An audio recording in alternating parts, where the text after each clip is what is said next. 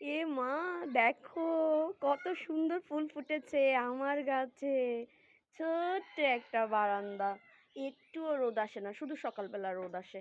দেখো, আমি মাত্র 3.5 ইঞ্চি থেকে 4 ইঞ্চি হবে এমন একটা টপের মধ্যে গাছ লাগিয়েছি। কি দারুণ! জীবনে ইতিবাচক চিন্তা করা খুব জরুরি, খুব জরুরি।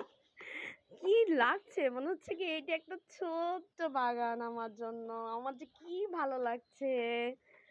দেখো দেখো, তোমাদেরও ভালো লাগবে। কি ঠিক বলেছি না? এই সবুজ পাতা, এই সবুজ ঢাল, এই টিয়া টিয়া ভাব, হালকা সূর্যের আলো,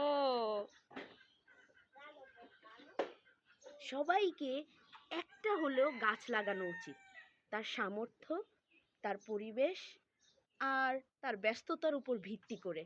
দেখো কি দারুণ একটা টিনি গাছ।